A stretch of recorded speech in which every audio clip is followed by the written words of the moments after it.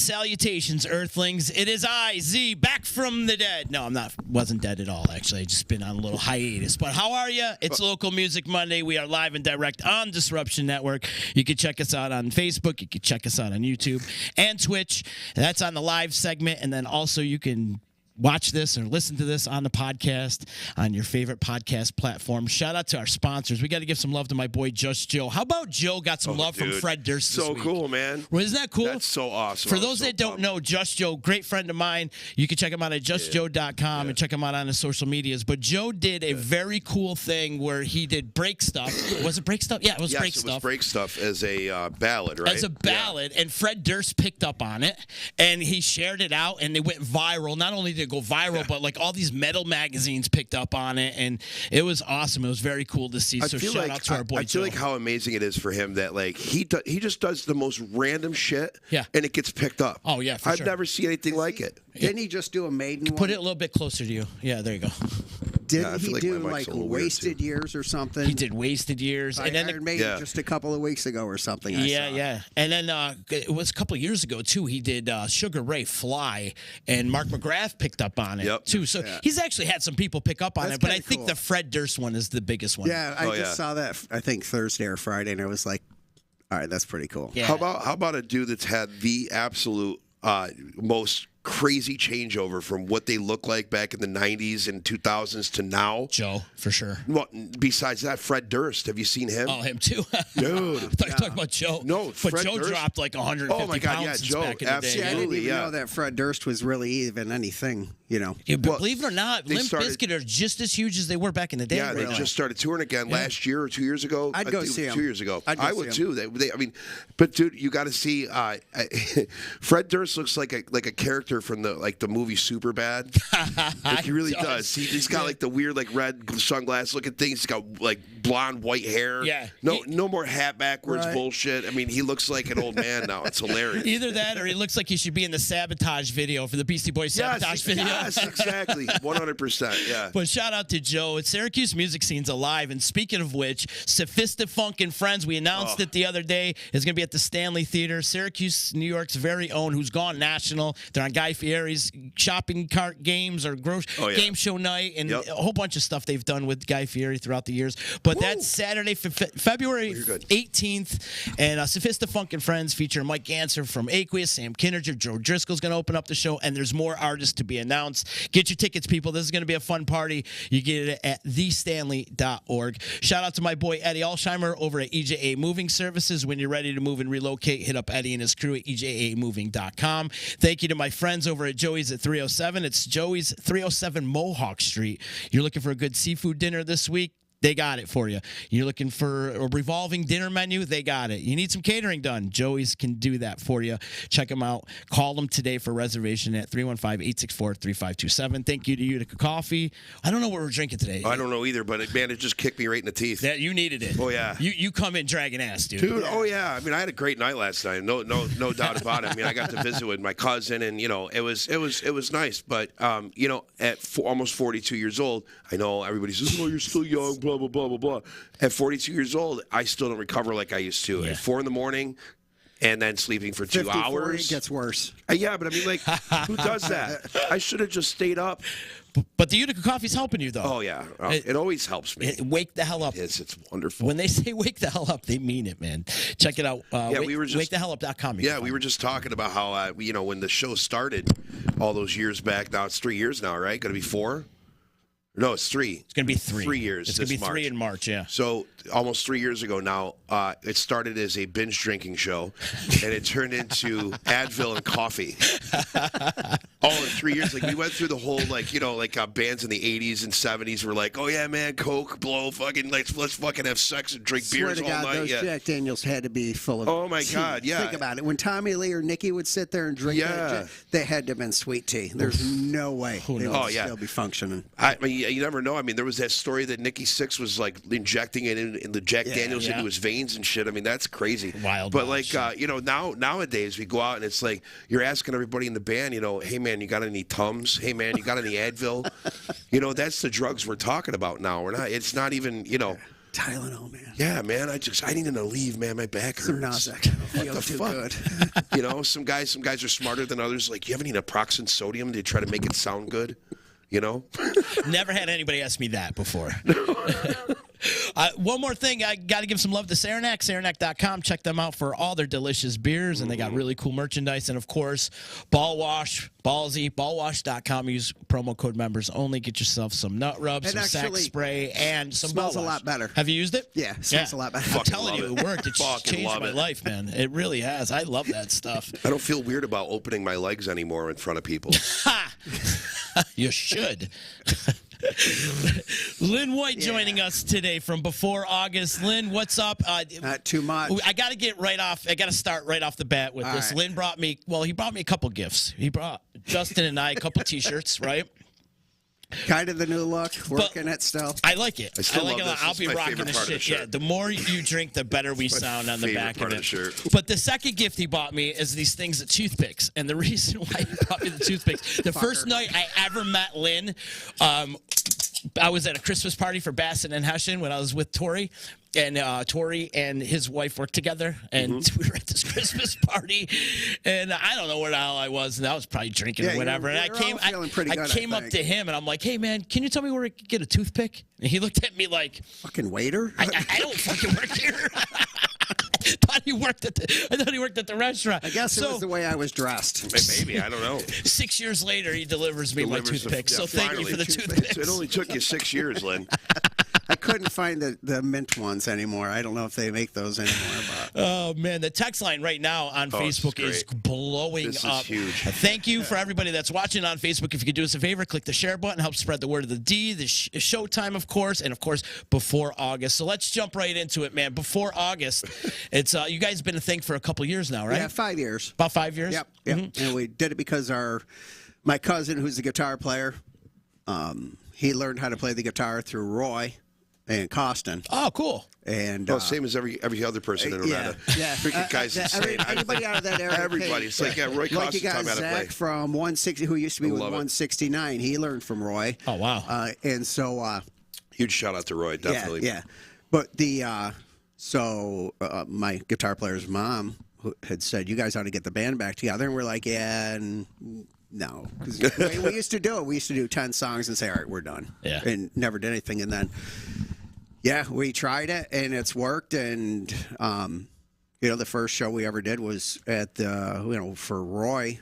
And it was just cool, and it just has built up from there, and it's a blast. I haven't done it, and it's a lot different than doing it 30 years ago because my drummer and my bass player, Warren and John Skellum, they're brothers, and, we did it 30 years ago. Wow. And obviously because back then I couldn't carry a tune in a bucket. I couldn't sing. I thought I could sing like a lot of the singers out there think, "Oh, I can sing." Yeah. And it's like everybody's going, "No, don't." And now, so the band drops down and to handle my voice, where I can sing better. And so I do it with the growl and everything and the stuff that we do. It's just, we started off doing heavier stuff like a lot. We did, we still have Maiden in our set, but we were doing Metallica. Some more heavier stuff. Yeah. And, we're doing Ozzy. I mean, any band that's out there rocking that hasn't done Crazy Train, it's still in our list. Yeah. But we're trying to make people know that we do stuff like play that funky music we're going to do My Sharona. We're trying to do dancey stuff. We do a lot of Creedence. We do Skynyrd. It's good to mix it up. And that's what we're trying to do. We're trying to be like the band that you can't sit there and say, well, they're metal or they're just, and we even do Johnny Cash, Folsom. Everybody's got to do Folsom. We did a show with Triggerfinger, Broken Rule, and Grit and Grace at a festival in last year. And everybody, Broken Rule was the last band, and I'm like, you guys cannot go without doing Folsom. So all 4 bands did Folsom Prison Blues their way by Johnny Cash. And it was cool because it's the first time you can see, because that's, when you're playing with other bands, you don't want to do the same songs. But we were like, screw it, do it. And so they did Folsom, and it was like, I'm down to San Antonio. You guys do it too, right? Yeah. You guys are great to watch. I love you guys, man. Thanks, brother. Last time we saw you over in Vernon Downs, I was just because we came with Kevin, my wife, and Kevin's wife. You guys are a blast. He was talking about you so hard. If you showed up 10 minutes earlier, probably would give you a hand job. Yeah. But showed up. We weren't early. We weren't at 12 because he was late. It's all right though. But yeah, I enjoy you guys. You guys are great. Very cool. Very Appreciate cool. that. Yeah. What about you, Lynn? Where'd you get your start? Yeah. Jesus, I was up in. I can't even give you any of the guys, but I used to play up there in Frankfurt. No, not Frank. Yeah, Little Falls. Okay. We had a band up there called Fast Act. Okay. Couldn't tell you one of the guys. I can't tell you his last name. His first name was Jerry. He was a drummer, bigger guy. I can't tell you anything. But then I started screwing around. It's like what? But I'll say my start came from the boys I'm with right now, John and Warren. We had played with some other guys. There's a guy in the night named Jason Myers, who's in he's a guitar player for Painted Black. Oh, yeah. And Police and Iris. And he, phenomenal guitar player. And it's really cool because whenever we've played Sunset Grill, and he showed up one day and after our first set, and I asked him, I said, did you bring anything? He's like, yeah, I've got it. And I'm like, you want to jump up there and jam with us? So he ended up doing the second and the third set with us. And he loves coming up with us because if we're doing something like we've done a double bill with him over at the United Legion, and he comes up at the last, 45 minutes of our set, because we take everything like the Maiden and the Metallica and the Black Sabbath, and we put that at the end because that's his thing. And he's like, I can't do that with anybody else but you guys. So, I mean, so basically my start came back from those three guys, really, Warren, John, and Jason. Was it a while ago? Well over 30 years ago. 30 years ago, yeah. gotcha. Yeah, because I've been with my wife 32, 33, 34. So, yeah, we're talking almost 40 years ago. Some of it. Wow. Some of it. Yeah, it's been a long time. Nice. Isaac French is saying Lynn has a huge heart. And you guys have a bromance, huh? You and Isaac. I love that. I think it's a one-sided bromance, but yeah, Isaac's a great musician. Yeah, phenomenal. He's a great person. He's actually got something he just booked over at Copper City. I haven't been over to Copper City in a long time. Sunday he's playing over at Copper City. Mm-hmm. Cheap little plug for him. But he's one of my favorite artists. Yeah. Shout out to Mike Coley. Yeah, Mike Coley too, man. Yep. Mike, he does a great job over there. That venue's beautiful. Wait till you go. It's we went beautiful. there. God, who'd we go see? I think we just went there one time to hang out with Grogan and Coley. Yeah. And I don't even know if nobody was playing. I don't think. Wasn't Isaac playing? But yeah, Isaac's a good shit. And Grogan introduced me to him and everything. And it's not a bromance, man. Oh, those two have a bromance. No, yeah, a little bit. But yeah, it's so Isaac's a good guy. We actually I had him play my niece's graduation party, and he's like, I don't dig playing private parties because it's just the vibe. He loved it because everybody took, and instead of hanging out like they do in bars, because when you're playing at a bar, nobody's sitting there watching you. Right. Yeah, when he did the graduation party, boom, everybody was there. He had like 35 people just sitting there watching him. He's like, this is different. And then my daughter's going away party for her master's. I'm like, I need you to play her party. So he was up on the deck, and everybody sat there and watched. And, it's good because those people that watched him, they're coming to his shows too. Yeah. So buying merch, I think when he played my niece's graduation party, he probably did $150, $200 worth of merch sale out of his That's awesome. That's awesome. He's got one of those voices though that like you'll be walking, someplace like down the street or something, and you hear a voice. You're like, I need to find out where that voice is coming from. I need to find it right now. And you're just like weaving through, like looking in different places, and all of a sudden you finally find him, and it's Isaac. You know what I mean? Like that's the voice. Something with his will come up on my phone, and I'll be listening to it, and I'll call him up. I'm like, dude, it's just not normal for a guy with a set of nuts to be singing that high. Yeah. And he's like, yeah. The first time he blew me away. Yeah. Go ahead. Sorry. The first time he blew me away, was doing "Hey Jude." Oh yeah. And when it gets to that, the high part and stuff, and he's just destroying it. I had to stop listeing to him because I want to quit music. Whatever, Justin. I'm serious. No, whatever. I don't want to hear that shit from you. I'm being serious. The guy. I mean, he's got like an angel-like voice. I can't even. You guys should do something together, you and him. I'd love to, but Yeah. Yeah, but I do get. When I'm talking to somebody on the phone, fucking talk to me. Don't sit there and play. And you'll hear him go, blah, blah, blah. I'm like, dude. He's like, listen to this. And I'm like, stop. Listen. All right, I got to go. See ya. Click. Makes you sick, huh? Yeah, so you have the same thing. It makes me sick. I can't do it. I can't listen to him. I can't do it anymore. Our boy Chillin' Smith is out. He's here hanging with us today. I'm rocking the shirt today in your honor, brother. So, and Lynn is saying if you talk smack, you're going over his knee, and you know you like that. Oh, boy. There we go. You guys are going to. Now, he brought it up to me. So this is the first episode for the year. It is. Yeah, This is right. Wow, I didn't even realize it. Well, Happy New Year, everybody. Happy New Year, everybody. Yeah, it's too late. You can't say it. Once you pass the 7th, you're not allowed to say it anymore. You can say all the way to the 31st. Oh, can you? Yeah, I do. Well, that's not what I saw. So, anyways. Listen, I get so drunk, I say it in June. Happy New Year. Hey, if you haven't seen him in a while, you know. Yeah, I know. I haven't seen this last year, man. Happy New Year.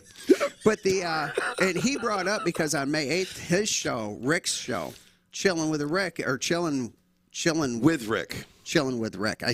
You got to get used to it. Well, his name is Chillin' now. It's not Rick anymore. It's not going even back Rick. to, it's going back to Rick because I guess he did that by mistake. Oh, no, because I made him do it. He did. I did. I made him do it. I'm like, dude, you should just change your name to Chillin'. Chillin'. He does on Facebook. Now he's got to wait a fucking year or whatever it is. He's got a couple more days, I guess. But he should just leave so it. Leave it, dude. I guess I'm going to be the first guest on his season premiere. Cool. Season 5. And he's like, I don't know what you did. And I'm like, because I'm funny and fucking fun. Yeah. That's why. And you look like Sean McDermott. There you go. Oh, I just need a hat. Yeah. Go Bills. He does. Put a hat on him. He looks just like Sean McDermott. Grogan said something to me the other day, and all of a sudden I've got people saying, you do look like that guy. Oh, yeah, And it's definitely. like- Doesn't he? He does, absolutely. yeah, it's cute because Jim wrote before August on the hat. Got rid of the Bills sign, and it's like, yeah. That's There's outstanding. a copyright thing we're breaking Oh, there. God. But, you know. You're taking a lot of abuse out there in Facebook land right now. I'm not even looking because I don't want to sit there and be rude. I need a drink. Though. Well, I mean, there's 65 comments, which 61 of them are from Chillin'. So, I'm trying to weed through Chillin's comments to find everybody else's right now. So, Broken Rule likes your shirt. I love your shirt. yeah, by the that way. shirt's killer. And he's like, and I don't it matches the stickers on your cooler. Yeah. You know what? Show him the cooler. Yeah, show him the cooler. Show him the Come on, you cooler. gotta do it. I love it. I love a guy that brings his own cooler to the show too. Well, you guys, it's. He goes, I don't even like mushrooms. I just like the Allman Brothers. Yeah, Allman Brothers. I'm are like, great well, bands. I like mushrooms. So. That's one band. I mean, you always have like certain bands that you wish you got a chance. I'm sure you got a chance to see them. I met Greg Allman. That's what changed the music for me because I used to be like all metal, Yeah. Godsmack and all that, and then. Yep.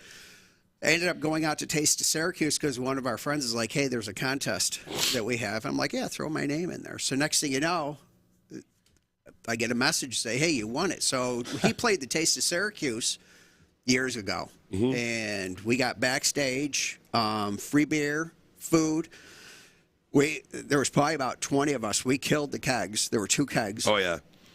And it was the first time ever I looked at my buddy. I said, I don't know how we got home. Wow. Because we had a blast, but obviously we were being stupid. I think everybody that's watching has been stupid at least once, except for Rick. Rick doesn't drink. Rick doesn't get stupid. Well, he gets stupid. He just doesn't drink. Yeah. But it was real cool because we got to meet him and signatures, and that changed my whole idea because I was never into like the Allman Brothers or Skinner. You hear it and you're like, all right, I'm not going to change it. The Grateful Dead I like now. Yeah. And it's just it was cool to meet him. We went to New York City. My buddy and I went to New York City. Saw him at the Beacon. Oh, wow. And because I'm like, I have to see him once there, knowing that was, their run. That's when they started and do their 2-week run there. But to meet that guy definitely changed my life because he's what you see. Mm-hmm. I mean, low talker. And he's no angel. No, he mellowed out, but he was not an angel. But we actually went to the museum in Macon, Georgia. What a place, because you're going in there and you're seeing checks that Dwayne wrote. Yeah. back in the 60s and stuff to yeah. pay for rent.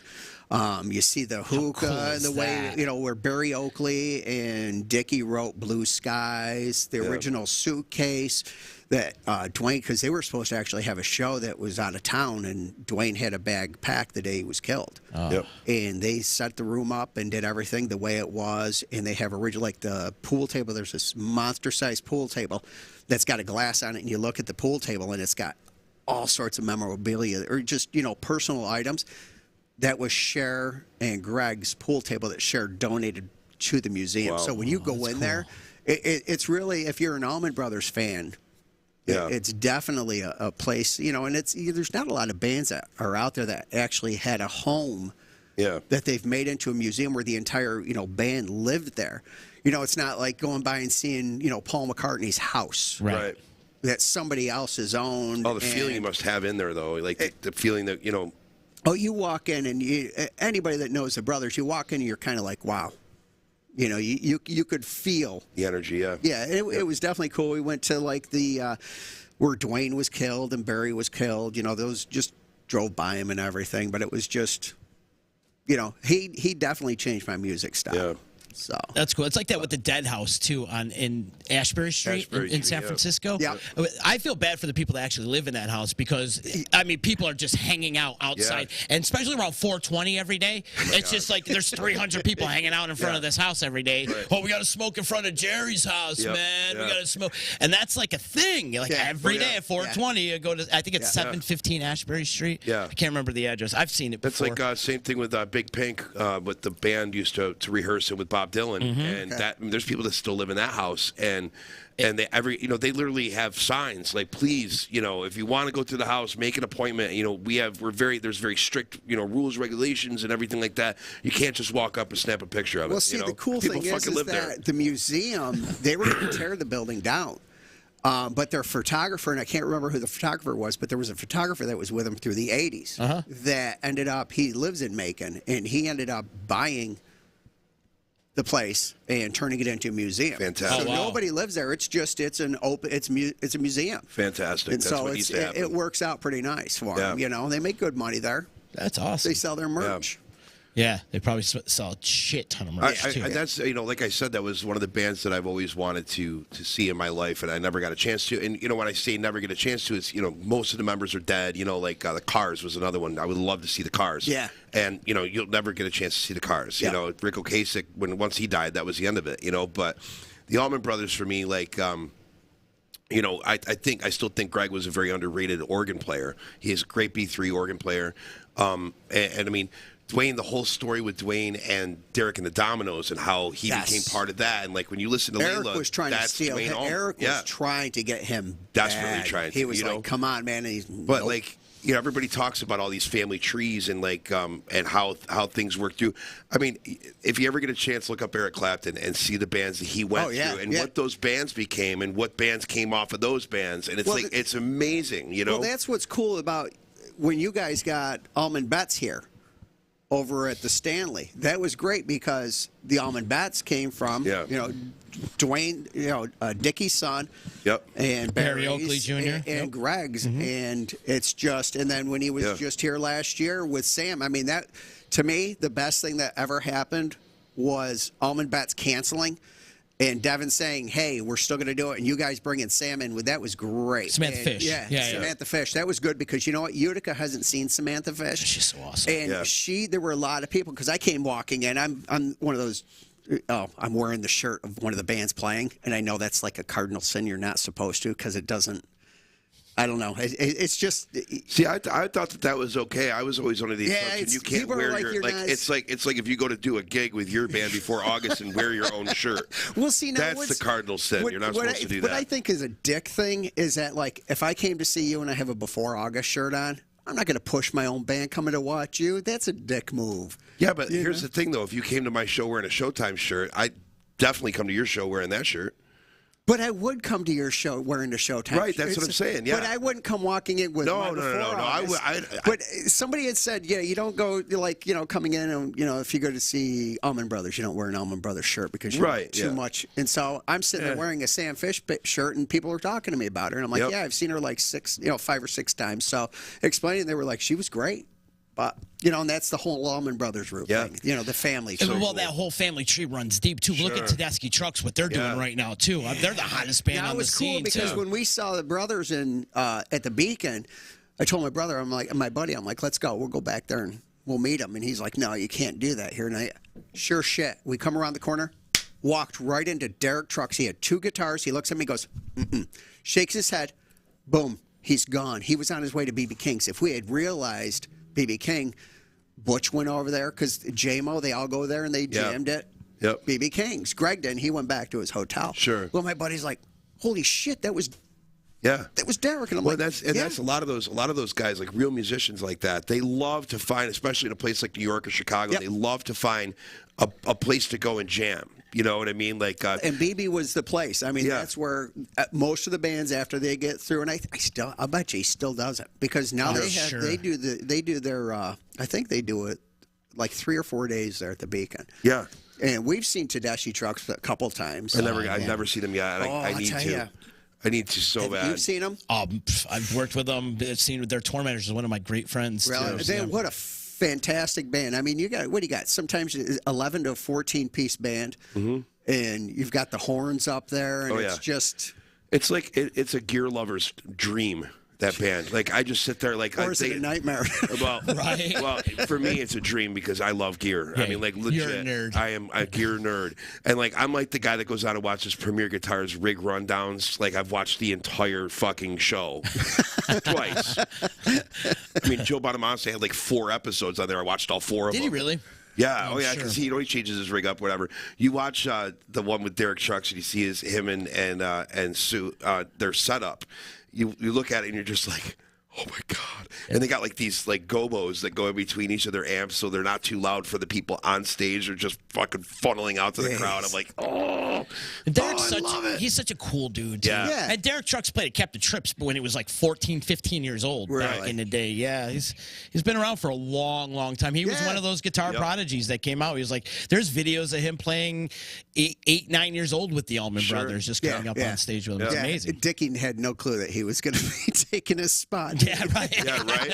See you, Dad. Yeah, right. Justin, unfortunately, I was a dumbass and closed out on the comments and by accident. So if you could get to some of the comments because I kind of lost them. Yeah. Here's one from Isaac French, young gentleman out there who's tried him a few times. He has something really nice to say. He says, Lynn has a tattoo of his penis on his penis, but twice the size to compensate. Watch. No. Thank you for that, Isaac French from I'll show you afterwards. Rome, New York. Here. There's that left turn we normally take. Yeah, and we're here.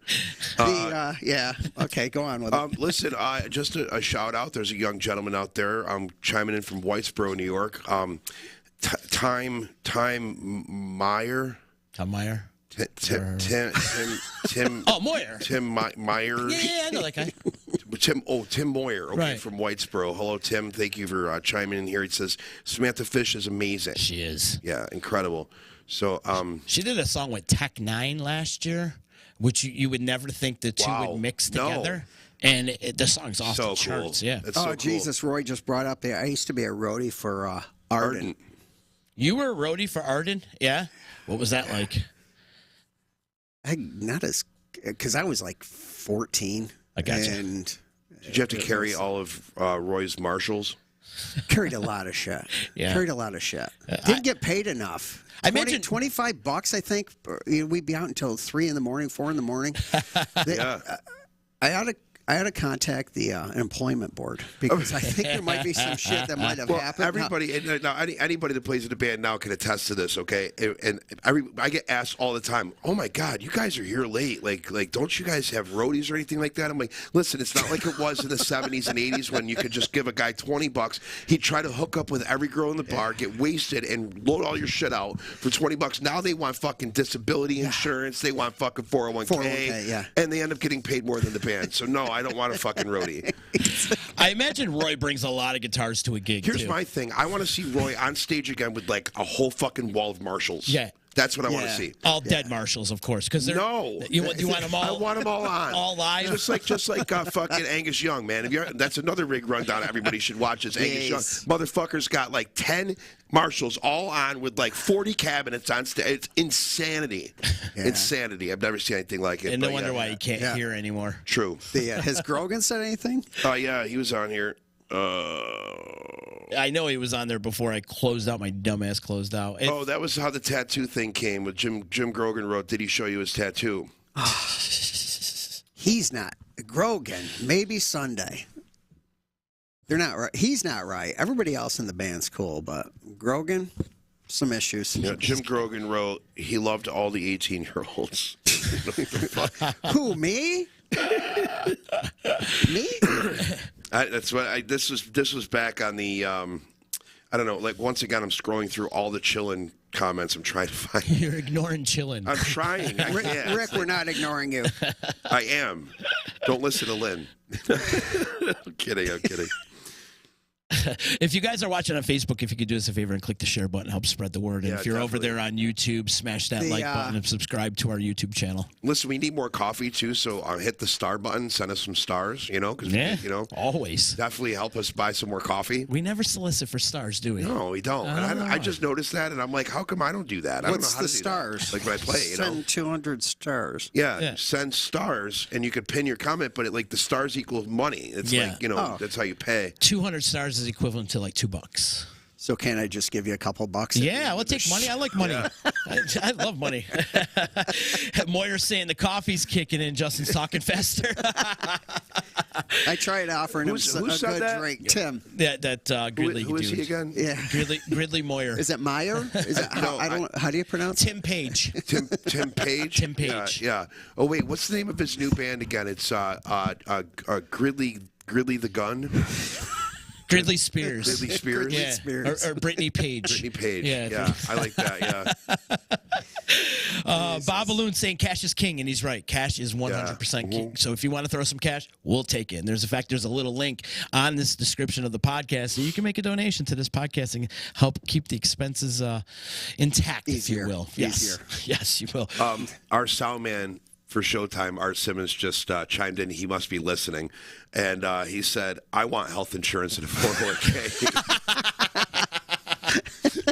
Hey, listen, I'm gonna stick up for Art. If there's anybody that deserves it, it's that motherfucker right there. Oh yeah, you're not kidding, man. He was telling a story, and I hopefully he doesn't yell at me, but he was when he was during his time at the casino, and he said that they used to try to micromanage them so much there that.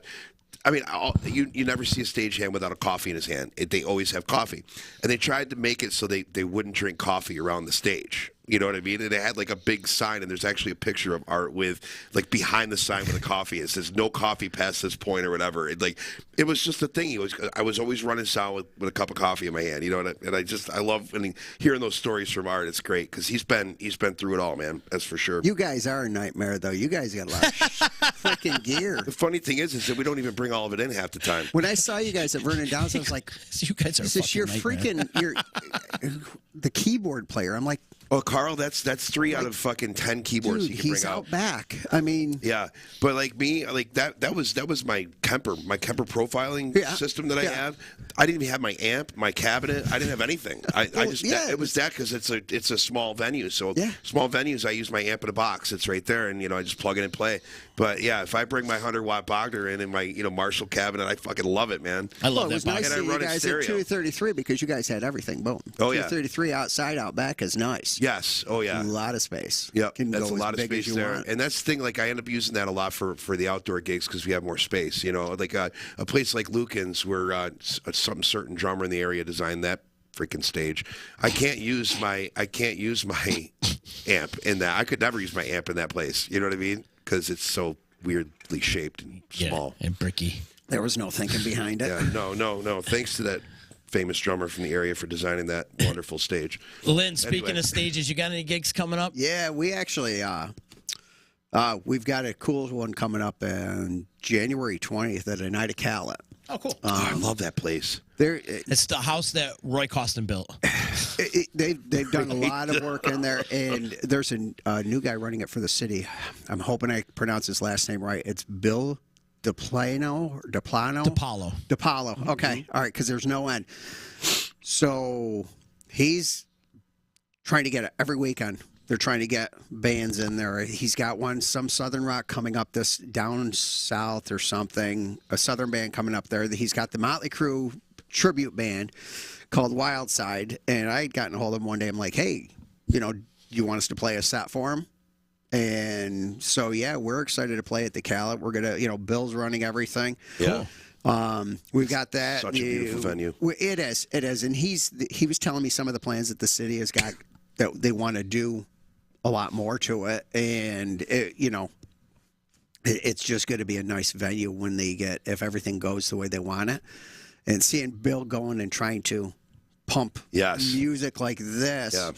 And then you've got the United Legion that's got the great outdoor stage. So in the summertime, hit that stage out there. I mean, they've got a beautiful facility out there, and it's cool because they've got the outdoor bar too. Yep. But we've got that January 20th. Then we're doing. We've got Legion. We're not going to do it where we're playing every weekend because, like I was telling you earlier, it's a hobby for us. Mm-hmm. We can. You guys can play every weekend all over, and you guys will pack the place in. I don't want to do that. And, we didn't do anything for all of December. We took the entire month off, didn't even practice. Yeah. It's just spend time with your family. We don't want to do any shows. That's just it. Mm-hmm. But we've got quite a few things coming up. This year, we're doing another show with Broken Rule. We're doing another festival at our buddy's place. That one's July 1st. Kevin and I have been talking, trying to work things with some other bands, and can't really say who else is going to be in there, but I can say that, Broken Rule and Before August are definitely there. It's funny you say that. Kevin just chimed in and said, tell Lynn I want backstage passes to meet him.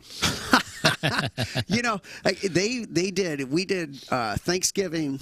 On Thanksgiving Eve, we did the VFW in Verona. We will play anytime at the VFW because the VFW is so great to us. And we even do, once a year, we give them a free show where we tell them we're not charging, and we get a lot of people in there just because it gives back to the vets. That's awesome, bro. Yeah, that's really cool.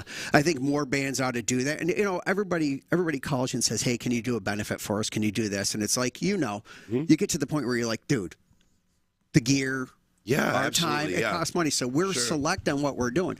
We do the VFW.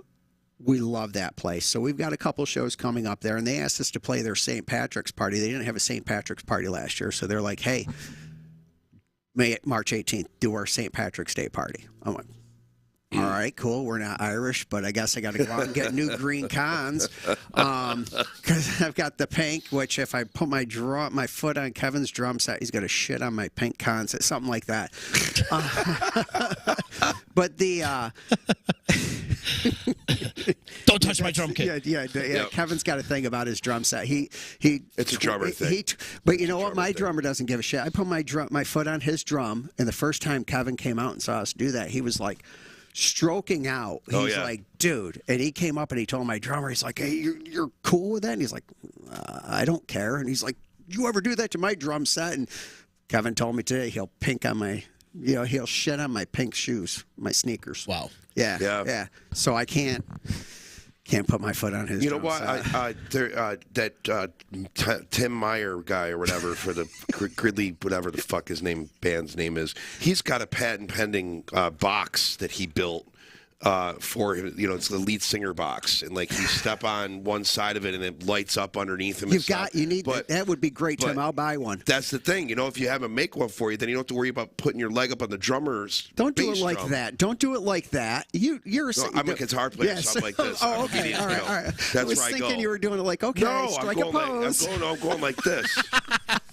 No, I'm going like this, but like what I'm saying is that like it'll give you something to put your foot on. You know what I mean? Yes. And then you could put the button right there, so you could just hit it and shoot yourself in the face with. Tim will work on that. We can get that. I like that idea. Well, Moyer's taking it a step further too, and not only when he steps on it, the light shows up, but he also has the fan effect. Yes. He does. Oh, right. And Well, just that the hair hair- blows like there's there's a- a Michael Jackson blow. video. It's not going to blow. It's not going. It's going to stay.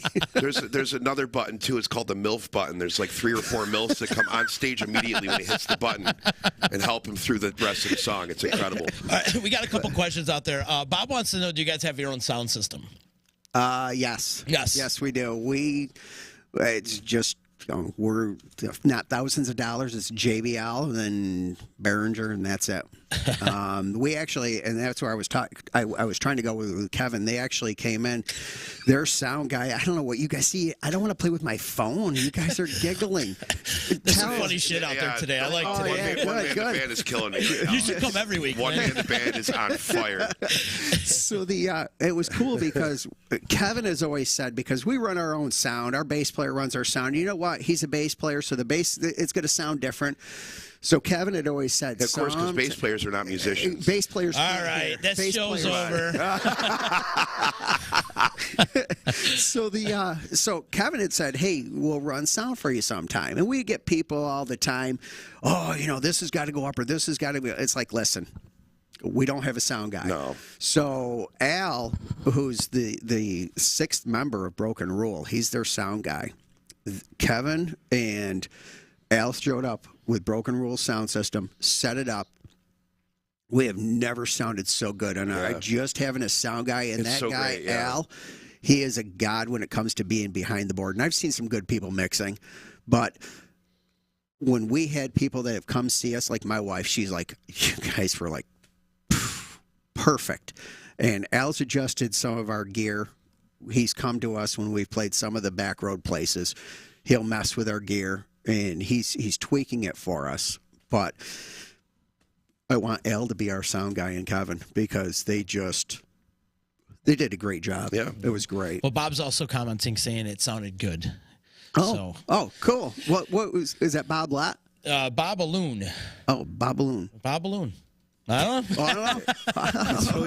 It's always the people that are nowhere near the speakers. Hey, dude, if you came and saw us, man, we appreciate it. And that's the thing. It's like when you see people come to see you. Sure. Oh my God. Doesn't matter if they come for the first time or they're there all the time. Yeah. Anybody that's there, we appreciate. And Absolutely. It's cool because we're starting to get more people that are coming to see us and everything. And the more people you have, the more you feed off of it. Energy, big time. And it's such a good energy.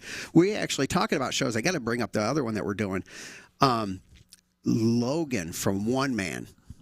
Logan and I are good friends. We've known each other for quite a while. He commented too. Okay. He A funny one too. he finally has gotten it, and he called me like almost the day after his Cat Stock 2. And he's like, let's talk about Cat Stock 3. Sign us up. We'll do it.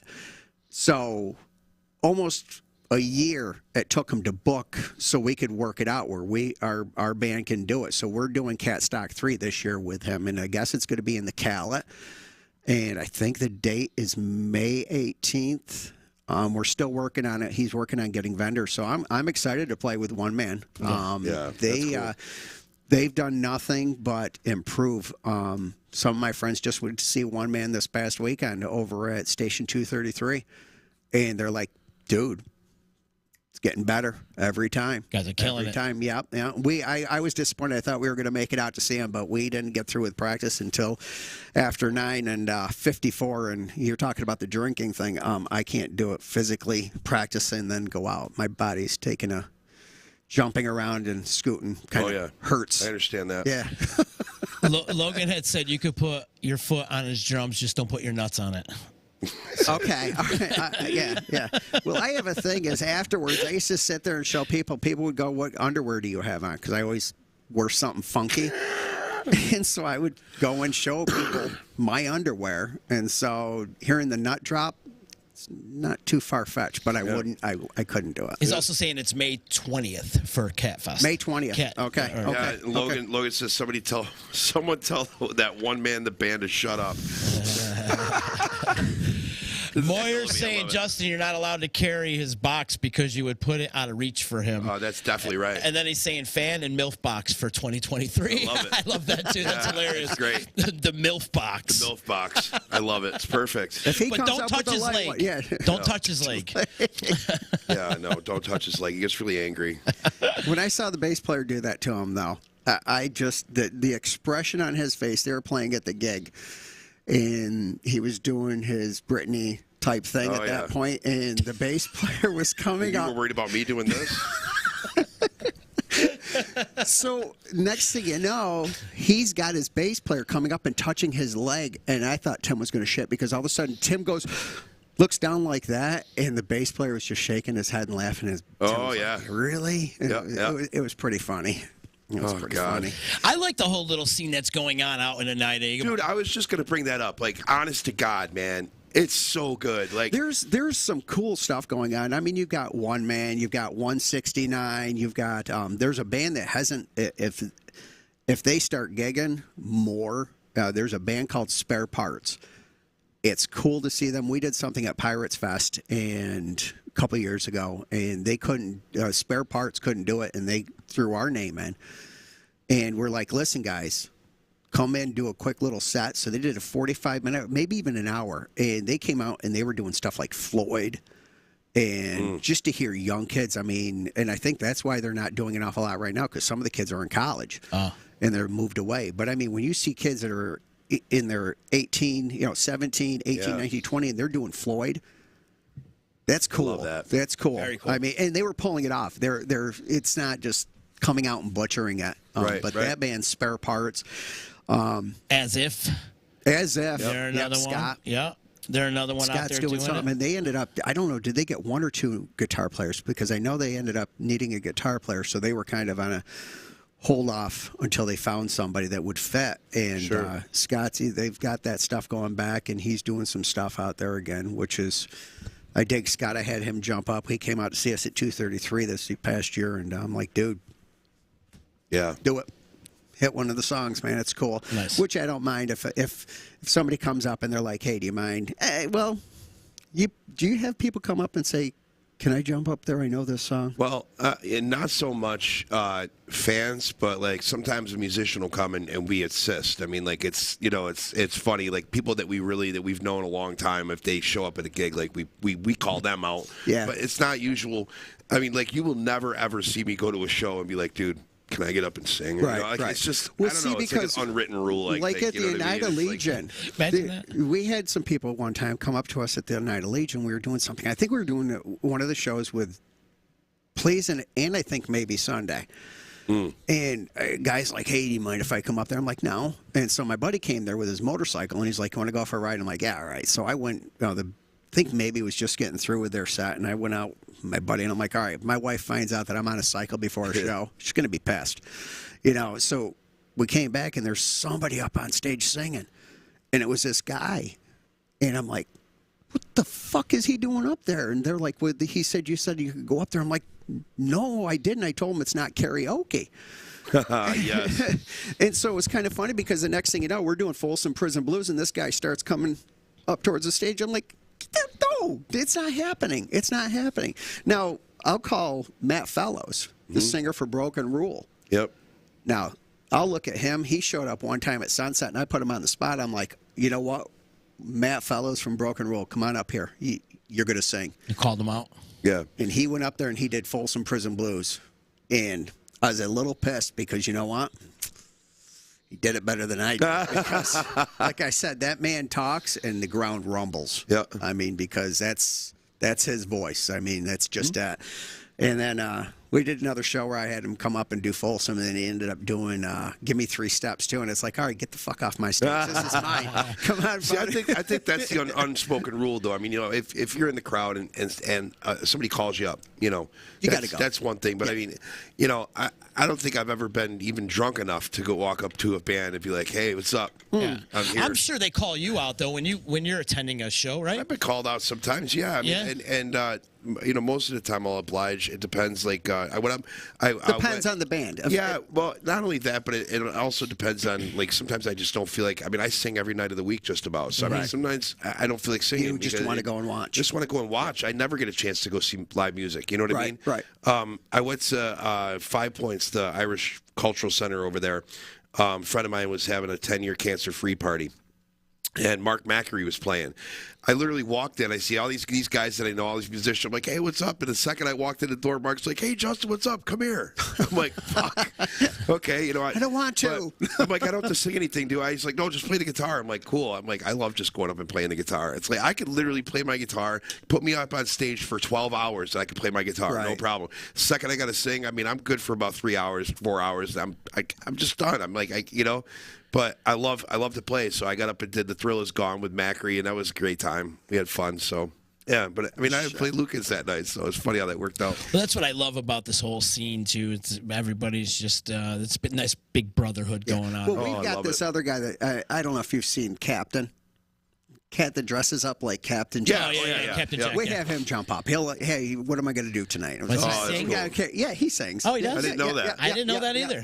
I thought he just dressed like Johnny Depp all the time. No. Dude, he's even got the tattoo, man. Come on, he's got the sparrow. Yeah, so cool. He pulls it off. That's great. He pulls it off. And I think when they do like Pirate Weekend, he goes down normal.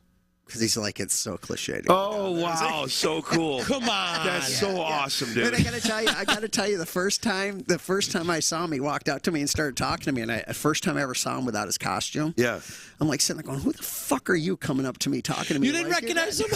Dude, I do that with the Blues Brothers. The Blues Brothers guys? Yeah.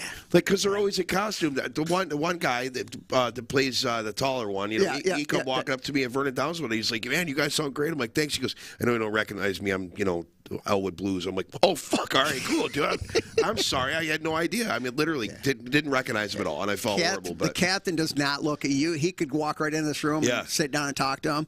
And even when he talks, and when I'm like, who the fuck are you talking to me? Like he knows me. Yeah, it's right. Like, Captain, I'm like, oh my God, I feel like a dumbass. What's up, brother? Right. Speaking of Oneida too, you keep naming off these venues. Like the venues in Oneida are really cool. Yeah. Like Sean and I used to play a place called Papa Top. Yeah, that's still there. It's still there. Different owners, obviously. They passed away. Both the parents passed away. Yeah. And this place was so cool because we would go in and he would get us drunk. So drunk every single time we played there. And he had rules in the bar. You couldn't swear. You couldn't play rap music on the jukebox. Yeah. That was the two rules that he had. So there was no swearing. Jimmy. No swearing and no playing rap music on the jukebox. You could do whatever you want otherwise. But I'll have to show you the picture after. You walk out back, and what they did with the back, it was like you were in the Florida Keys. And you weren't in Oneida anymore. It's a really, really cool vibe out back. They took this old tractor trailer and cut the side of it out and put this, they extended put a stage. Did they? They made it so because deeper. Okay, yeah. Cool. When they used to go, it would be like your drums would be here. It was really an awkward thing. They had air conditioning in it. Remember, they put air conditioning in this. Yeah, it was great. It's such a cool venue. So I got to tell you real quick. It's a funny ass story. So we played there finally, Papa Top. Yeah, and that's like Kevin's home. All right, I love that place. He's just on a Rotation, and the new owners, Mike Mazzacchio and Christina Mazzacchio.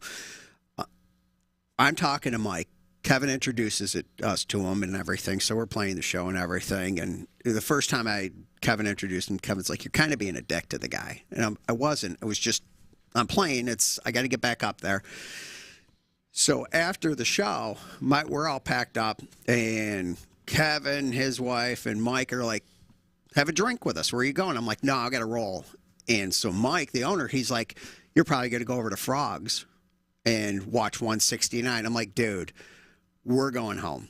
We're not going to do any of this shit. We're not going to do it. We're going to go home. So my wife and I leave. I said, we're going to run over to Frogs real quick. I want to catch a couple fucking songs from 169. We get there, get our drinks, and all of a sudden, I swear to God, we were there for 5 minutes. All of a sudden we hear, motherfucker, are you kidding me? There's freaking Kevin, the owner of Papa Top, and the clan that we were just with, sitting there going, We're going home. He's like, the owner's like, we're going to book you. We're going to book you for February outside on that back patio, okay? That's your next show over there. We hung out with them. Yeah, we were all feeling pretty bad the next day because we had a little too much partying going on. We didn't stay for just a couple songs for 169. We stayed for the rest of it. But yeah, that was quite embarrassing to get caught by the owner of the club that we just played that wanted to have a drink with you. And we're like, yeah, no, dude, we're all set. And it's like, wait a minute, why did you leave your own bar and come down to Frogs? He's supporting. That's great. Yeah, he was. Yeah, which is cool. And it's so you got the bands doing it, you got the bar owners doing it too. That's a cool thing. Steve said you helped sing the last song at Frogs too. Yeah, that was good. And that was their singer. They had Jenny. She's got some throat things going on, I guess. I don't know, but that was her last show with them. Oh, wow. And so they had me do Rockin' in the Free World, which was cool because I'd never done anything like that with 169. It was cool. And, yeah, it was very cool. I like those guys. And now they got Maggie singing with them, right? Yep, and she does a great job. Maggie rocks. Maggie's a real good girl. I love everybody in that band, but that Elliot, he's just... He's the bass player, and I'll tell you what, you got to love him because, I mean, he's like, next thing you know, he's standing up on top of the bar. Oh, I love guys walking like around, that. He's jumping around, and my whole thing, and if I ever get up there, and I did kind of watch him a couple times because he does that whole Rat thing that Rat used to do. Yes. Twirl that bass around him, and you're like, holy cow, and I would always be like, he's going to smack somebody in the head. Yep. But yeah, he's a good cat. He's got the poison thing down. Yeah. Or the poison. No, guys it's used to do Rat. that. Rat. One of them. Yeah. Did it in the 80s. Chillin' St. Elliot's his artist of the week on the Chillin' group, and Maggie's Chillin's back. Maggie's Oh my God, checking in too, saying hi. So. I thought we pissed Chillin' off. We haven't heard from him in about 25 you got minutes. to be nice to him because I told him his ass had to be up because he's like, I'll check it later on. I'm like, you better be on it live. Yeah. And then so he's like, all right. So he told me, he's like, I'm awake. I'm like, good man. You're going to be on the season premiere. Yes, Yeah. that's When's right. he start shooting? May 8th. May 8th. Cool. And if I'm wrong, Rick, say it, but it's going to be May 8th. And He's got a new setup too now, right? he's going to be out back still, Out back. isn't he? Well, he has a new house, so I figured. Oh yeah. It's the house that he's been in now Yeah. for Okay. this year. Will be he's coming up on a year, Gotcha. and he's doing some work in there. I went by one day and he's got like this real pretty old arch doorway, front door. So cool. Yeah. And I had seen that the screen was off of it, and I'm like, dude. And he's like, well, I can't. I got to have one done. I can't even imagine how much that door because he had the new door, and I can't even imagine Sure. what it cost because it's arched. Wow. And it looks nice. Grogan saying, Lynn, you hitting up the Olive Garden? Where's mine? I got to hit that.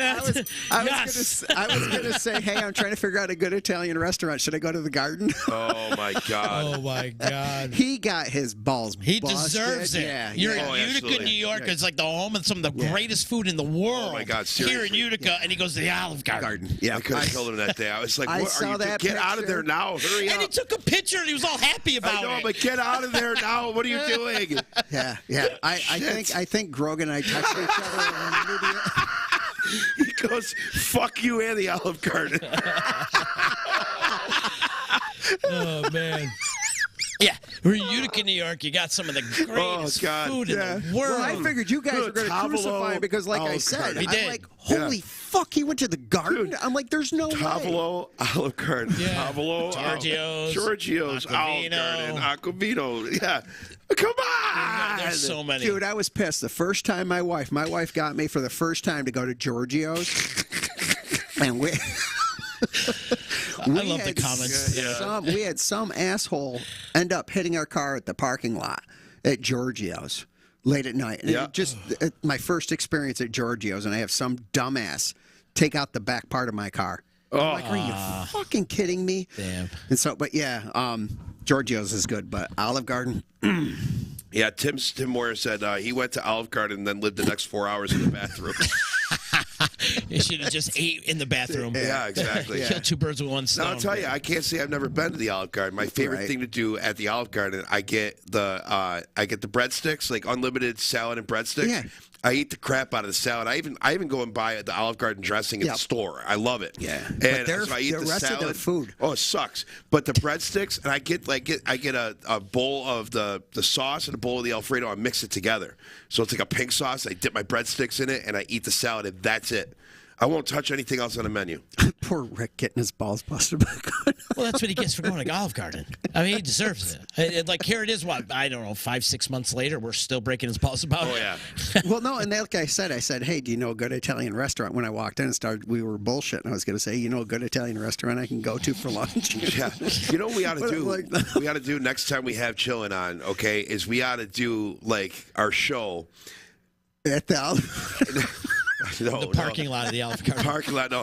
We'll go remote from like one of the cool restaurants that we have in Utica. You know, maybe go to Joey's or something to set up remote with Chill in there and like have like him review the fucking food. I'd be like, dude, how is it? Is it as good as the Olive Garden?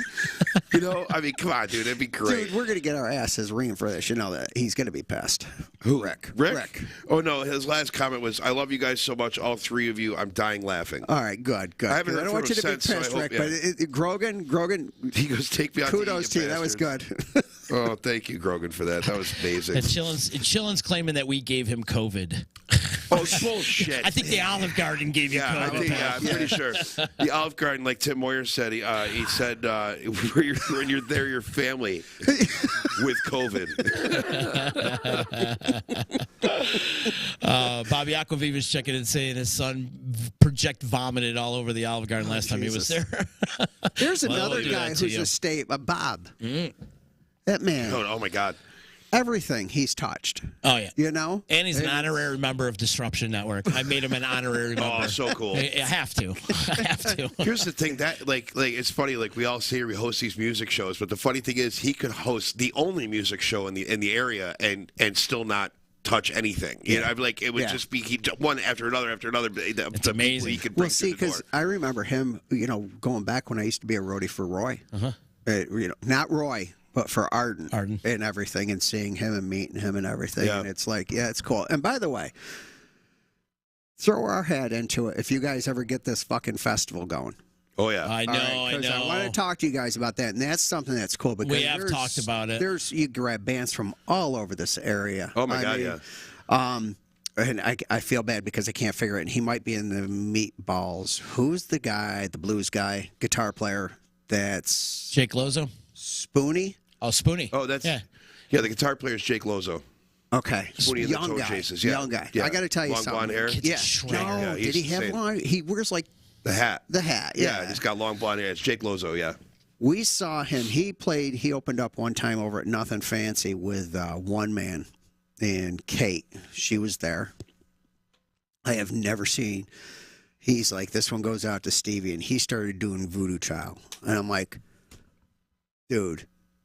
And I just dug his set. I haven't gotten out there to catch him, but yeah, He's in Spoonie and the Tone Chasers. He's also in Uncle Charlie. Uncle Okay, I was Charlie going and to say the Uncle Meatballs. Charlie's. That's what I thought. Uncle And Charlie so- and the Meatballs, yeah. And he's stellar. That Stellar kid fucking has, And he's player, man. young. Yeah. He's got it.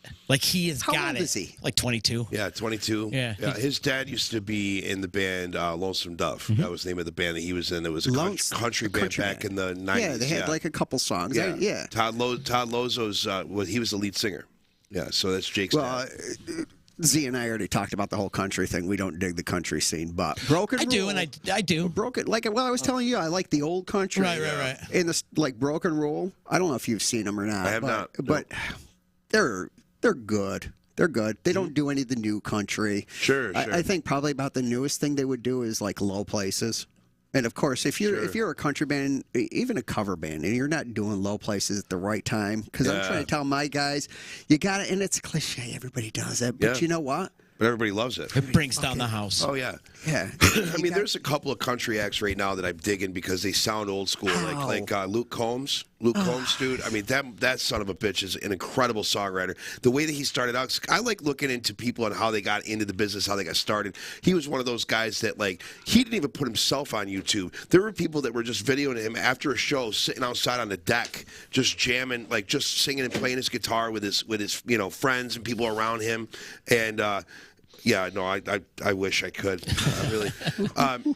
Just all these people just sitting around, and he's playing the guitar, and that's how he made it. It was like somebody discovered him on YouTube, and this dude is just hit after hit after hit, but it's really like that old style. It's not like your Luke Bryan bro country. They call it bro country. It's not like that. It's literally like country was, and it's like he's bringing it back.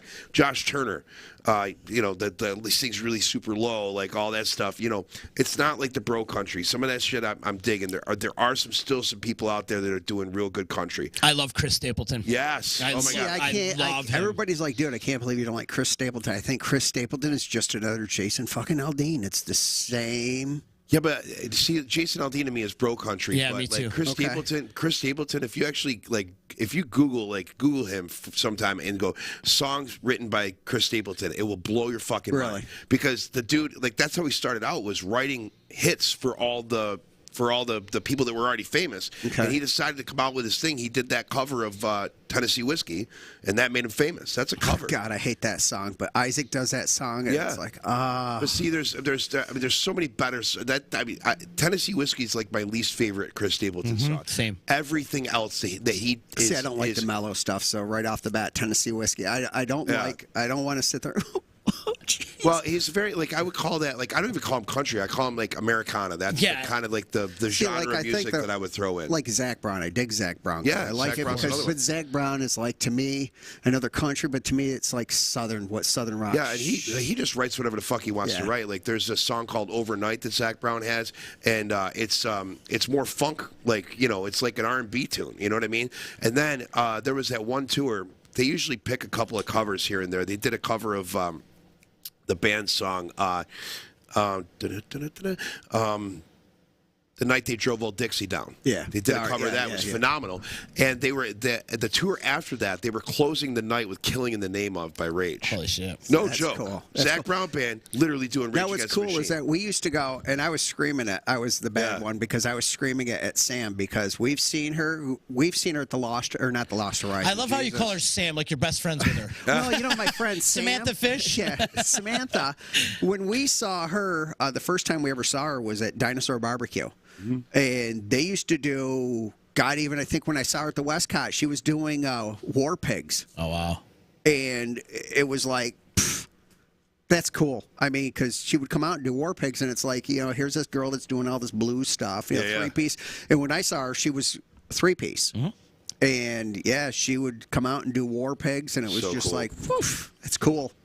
Is Morgan Wallen considered bro country? Yeah. Oh, yeah. Yeah? Yeah, I like some of his stuff. There's a couple of things, like his first hit, Chasing You, I thought was a great tune. I mean, I don't think that was his first hit, but that was probably his biggest hit, which I really dug that. I don't know. There's a lot of, I like, for country-wise, I like guys that I could put in. I love listening to whole albums. If I can make it through a whole album, I'm like, this is good. You know what I mean? I expect maybe one or two songs that I maybe would never listen to again. Consider it a decent album. But if I want to skip every song, I mean, and there's one hit on it, come on, give me a break. You know what I mean? You're just trying to make money. I love that, because in the 80s you used to do that. 80s, 90s, even the 70s. I mean, you bought a vinyl to listen to the entire album front to back. But how many? If you think about it, you think about all the going back to the 80s. I could sit there and I could pop in a Genesis album, listen to it through the whole fucking thing. Yeah. Def Leppard. Yep. You throw in one of their first two albums. Oh, yeah. You could listen to that thing. Yeah. Even Hysteria for me. Hysteria, I could listen front to back. I love it. I couldn't. Love after commercial. Pyromania is where I stopped. But my favorite, if you give me anything from High and Dry or On Through the Night, their first two albums, that was some music. And that was all before Phil Collins joined the band. Yeah, that was with Pete. Yeah, it was Pete Willis. I kind of was hoping. I wish he had been able to come up on the Rock and Roll Hall of Fame when they got inducted. Sure. I was like, all right, that would be cool if Pete came out. Yeah. Because anybody that knows Def Leppard remembers sure. High and Dry. I mean, Phil did nothing until Pyromania. Yeah. And I thought Steve Clark was a great guitar player, and he's one of those guys that doesn't get a lot of credit. He drank himself to death. Yes, he did. Yep. But I mean, what better person to replace than Vivian Campbell? I mean, come on, the dude's fucking he's a monster. But now wasn't Vivian with Blacks or Ozzy was with Dio. Yep. He was with Dio. And Who was with Ozzy? Rudy? Was Rudy with Sarzo with Ozzy? Who was with Rudy was with Sarzo. Yeah, Rudy Rudy's with Sarzo? Rudy's with Ozzy. Yeah. Okay, and then he also played with Whitesnake. He played with Quiet Riot. So wait a minute. He played with Blue Oyster Cult. Rudy Sarzo's played with Ozzy everybody. did a lot with Quiet Riot then because they had Carlos initially. Yep. Right. Ozzy initially had Carlos. And Randy Rhoads. Okay, Randy Rhoads, and then did he have Carlos and Rudy at the same time? No. Who was the drummer on that album? So that must have been after. Did Rudy go to Ozzy after Quiet? Yeah. See? No. Rudy, no, Quiet. He was in Quiet Riot first, and Okay, then went to Ozzy. Okay. So Carlos was in. Oh, no. Ozzy. Yeah. See. Actually, Rudy was in the "Come On, Feel the Noise" video. Now that I think about it, yeah. And so then he was joined Carlos. Whitesnake. Yeah. So think of how many albums God. Rudy Sarzo's been a part of in sure. the '80s. For sure, yeah. Because he major. was with Absolutely. Ozzy, right? Oh yeah. You know who I'm taking on right now is the new Winery Dog song. Have you heard it? Oh yeah, that's Dude, what I shared that. I checked him out because Oh, I my wanted to God. see who that singer was because at Yeah, it's first. Rick Kotzen. Because at Yeah, first Richie I thought it was Richie John Kotzen, yeah. Karabi, No. who used to be in Crew. Right. He sounds a lot like Chris Cornell. Yeah. He really sounds does. a lot. But I mean, checked that video out. Listen, it was cool. any band with Billy Sheehan on bass is just fucking. Is your that audience. Billy? Yeah. And Mike. I didn't even- And Mike Portnoy And on Mike drums. Portnoy, I mean, right. it's Who's like that? Mike Portnoy, Dream Theater. drummer, the original drummer for Dream This Theater. guy's a monster. Yeah. Dude, he's I know insane. one song by Dream Theater. Oh, can't I don't tell even you know the any of name, them. But I don't know, but they're everybody incredibly loves Dream talented. Theater. It's like, really? Pull Me Under. Yeah. Pull Me Under, yeah. That was their big hit. But Portnoy is he's a monster. Yeah. And not only What that, a power trio, though, the three of them. It's just You incredible. see, I didn't know that was Billy because we saw Billy with Steve Vai and David here at the Utica Odd. And then there was another band that Billy was in with Mr. Big. Yeah, no, I know Mr. Big, but he did with Paul. It was Paul Gilbert, Billy, and that was Badlands. Badlands. Yeah. Thank you. And then he Okay. had Eric, that was with Jake. Was that with Jakey Lee? Jakey Lee Yes. and Eric Singer from Kiss on Yep. drums. So cool. Yeah, I mean, that like, was- come on, like these all like I love when guys do that. That album still holds up too. That Oh, yeah. Badlands album is so badass. But that Richie Kotzen guy from Winery Dogs, Yeah. he replaced CC DeVille in Poison. Yeah. Really? When they left the first time. Now Yes. CC's back with Poison, but Richie filled in, and then I think what happened was Richie Kotzen was banging like Bobby Doll's wife or something behind his backers, and then they threw him out. It was like some wicked drama going on there. Oh my Yeah, God. that's some messed up shit. Yeah, it is. That is. But Winery Dog, definitely check that album. Dude, out. that It's was so cool. badass. I Those did- guys Yeah, are so I mean, badass. they just released. If you go on my page right now, okay, they just released like their first single on the newest album that's not out yet. So and it is fucking They've been around amazing. They've been around for a bit. Oh yeah, they had. Oh, yeah. They've already had an album out, so now this is going to be their second album. Second album, yeah. album, I Oh, think. no shit. Yeah. Also, like because you're into the heavier shit, like it makes sense that you don't like the new country and you don't like Chris Stapleton. Chris Stapleton is very mellow. You want to check out some cool, good rock, okay? Joe Bonamassa's project with Black Country Communion. Black Country Communion. It's Joe Bonamassa. It's Glenn Hughes, who used to play with Deep Purple. Deep Purple and How Sabbath. come I can't get into Joe?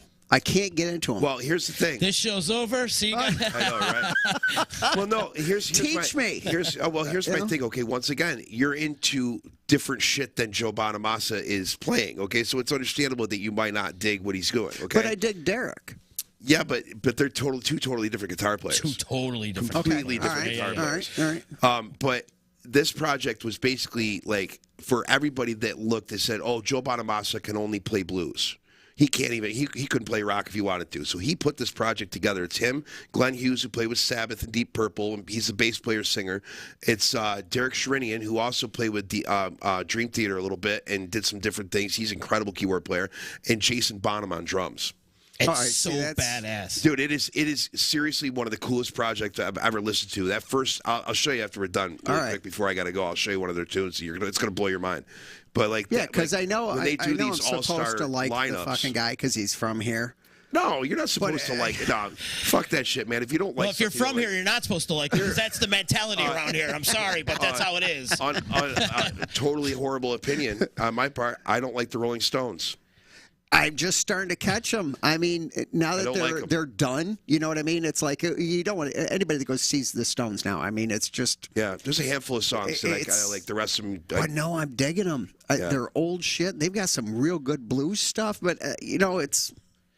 The order of the day, though, he's right. Check out Black Country Community. It's got that 70s classic rock, just, Marshall amps, Marshall amps, the 1975 Ampeg. It's just like got that full, just monster, like arena rock sound to it. It's so badass. Yeah. Did they do two albums? Who? Black Country Community? Yeah, they did 2 albums. No, 3, I think. I think there is 3. And plus they released a live album. Which, Bobby Aquaviva said Black Country is great because of Glenn. And that's true. I mean, Glenn Hughes has got to be, 60? Now, who was he with? 65, maybe. Deep Purple. Oh, okay. And then he was with Black Sabbath for a minute. For a while, the singer? Just for a minute. Yeah, singer, bass player, Okay, Singer, bass player. Yep.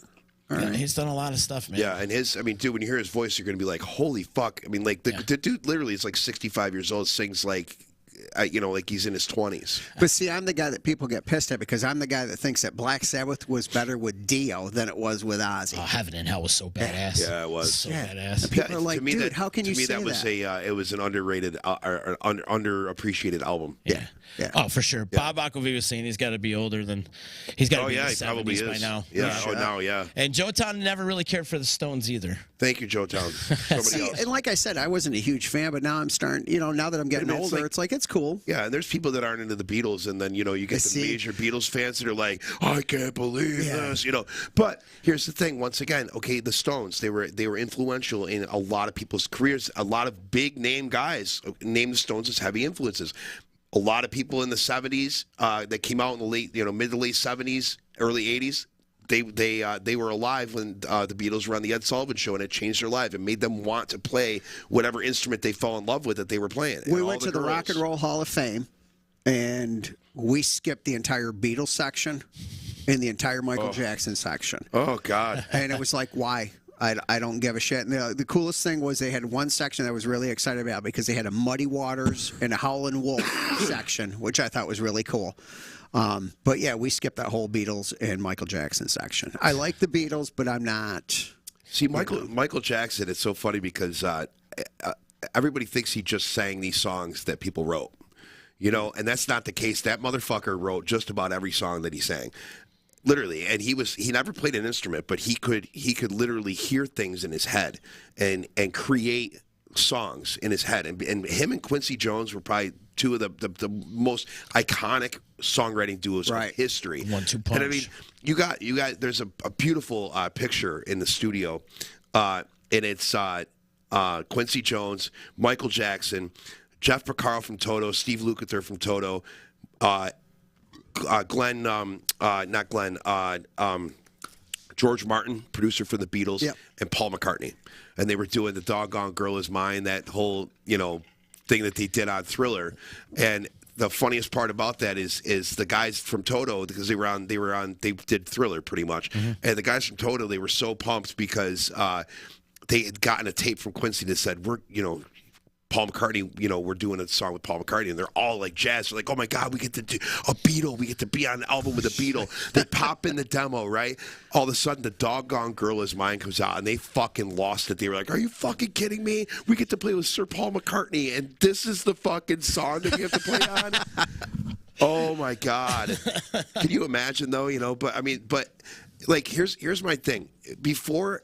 And I do this with the Stones. I mean, like, even though I don't care for the music, I still can appreciate and respect what they've done for music. Yeah. But my thing is that before you, and I say this to anybody, before you pass judgment on a band, research it first. Mm-hmm. Research what went into what they're doing, if they're writing their own music, if the music's being written for them, and research where they came from, and understand why they are writing and performing the music that they do.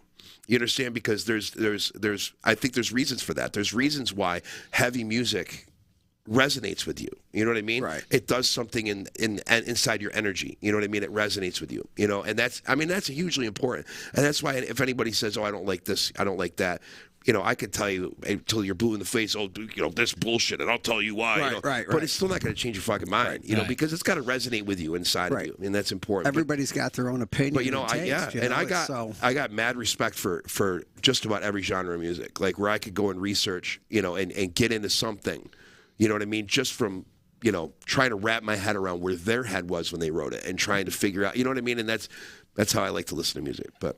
Right on. Yes. I And love that's it, too. deep thoughts with Justice Smith. You got to bounce. I do. Yeah, you do. Sorry. No, you don't, dude. We haven't even fucking.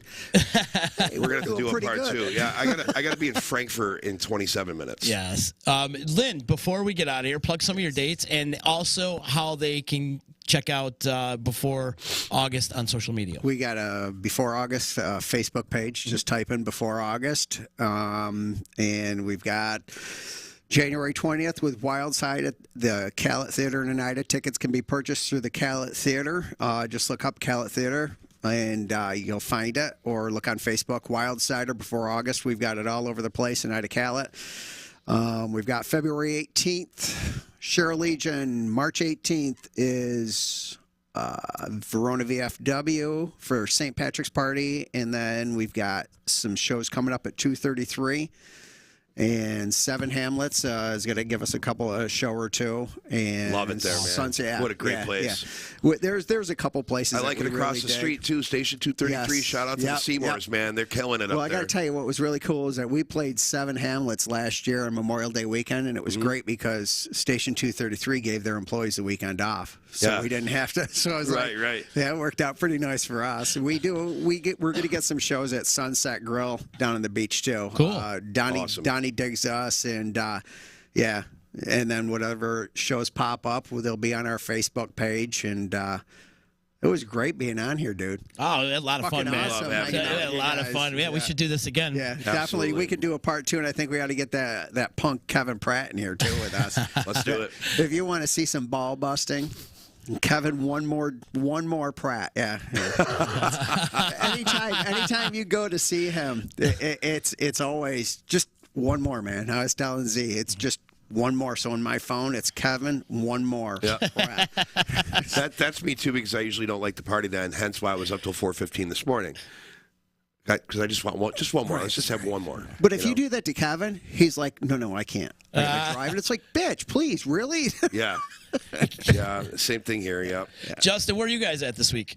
Well, I want to plug. I'm going to be out tonight to see Mark Macri's at Fratello's tonight. So I just want to give a shout out to Mark. We're going to stop by and see you. Great performer. I love listening to him. He's great. So once again, Brian Fratello's killing it. Love it. Thursday, I'm playing by myself at 1 Jenny. That's 6 to 9 or 6:30 to 9:30. Sorry. Friday, the trio's at the Celtic Harp, and Saturday, showtime at the Gig. When are you at 7? 7. I haven't booked any more at 7 yet. Don't you have one coming up in February? Oh yes, I do. Wait a minute, I do. Wow. That's right. So- Sorry, Wow. I did just book that. Yeah, I did book that. No, that's been booked for a bit because Yes, it has. yeah. Groundhog Day, February 2nd. Okay. When is Yeah. it? February 2nd. Thursday. When is it? What? Groundhog Day. Oh, I see. Dude, I'm fucking. Hey, 2 hours of sleep, dude. Remember? You're killing me. It took me a minute to catch on too, bro. Yeah, but no, we'll be there because Awesome. because I've Awesome. been that's I Mark. love that place, though. It's so cool. Yeah, the What a vibe great is really vibe. cool. Yeah. And like, I'm also one of those losers that doesn't like to drink IPA, and I love sour beer. And they always have a sour I beer. just drink wine when I'm there. Yeah? I can't. Yeah. I get my balls busted because I drink the wine. Ah, fuck that. Drink whatever you want. Yeah. What the fuck? Are we 16 in high school still? You got your balls busted because you want to wear pink shoes? I drink It's up to you, seltzers. man. Whatever you want to do. Why are you busting me? My balls I'm not. on the I pink just said it. If you want to wear your pink shoes, it's fine. They're brown today. My dogs. I drink seltzers and people break my balls. It's like, who cares? Oh wait, do you really? I love seltzers. Yeah, we might as well just shut the show off now. I'm not going to be here next week. I'll see you guys later. I do. I love seltzers, Have man. you tried the high noons? Yeah, I love high noons. The High Noon is probably the best ones. I think they got good flavor. I like them all. And then when I'm not drinking a seltzer, I'll have vodka and seltzer. Club soda, yeah, it's right. Same shit. Yep. But awesome. This has been great. Yeah, I got a awesome. quick little plug too. Tomorrow, I'm going to have Autumn Fire on the show tomorrow. They're doing a show January 21st at Awesome. Lucan's. So Mac's like, hey, dude, you think we could come on the show? I'm so jealous of your single thing because you always get like all the full bands. Well, to you come can on come anytime if you want to. I know. Yeah, you That's don't cool. need You an got the nice invitation. setup. You don't need an invitation, do you? You can come anytime you want. You want to come Yeah, tomorrow? but then I gotta sit on the chair that's not approved for fat You could guys. sit on Max's lap tomorrow if you want to come in tomorrow. Hell yeah. Give me some Viking. Sit on his lap and stroke his hair. You know. Tomorrow we're gonna do. I might fall asleep like I got a security blanket. Though. Curl up in it. Oh, man. I know. I think tomorrow we're gonna do a thing like every time Max fixes his hair, you gotta have a drink. Oh my God! I gotta put my big boy pants on. Then. Be drunk in 5 minutes. Oh my God! We absolutely hammered. We did that thing at Rick's, his big party that he had. Yes. And you know, the long hair. I'm like, holy shit. Yeah. And, you know, just always constantly fixing it. And he's like, my favorite too is like, because he's so talented, and we do this every time with Max. He's so talented, but he's so humble. And so he's like, I don't know, man. Are you sure? Are you sure, man? Like, you think I should? I don't know. I don't know. And like, because he's a big boy, and you wouldn't expect him to be as mellow and just as chill as he is. Yeah. And it's like the and first then he sings it out of fire, and you're like, who the fuck? Who the hell just possessed that motherfucker? What is going on? You know? Real. Okay, I gotta go. We gotta go. All right. Shout out to our peoples. Got to give some love to Just Joe. Check them out, justjoe.com. If you guys are looking for a loveogram or have Joe come play your party or whatever, Joe will do it. Hit him up. Tell him Uncle Z sent you. Also, I got to make mention to Sophistafunk and Friends at the Stanley Theater Saturday, February 18th, featuring Mike Ganser from Aqueous, Sam Kinninger, Joe Driscoll, and a whole bunch more. We're going to make another announcement. A whole nother string of artists are going to be announced next Monday, so stay tuned for that. If you want tickets for that show, you go to thestanley.org for more information.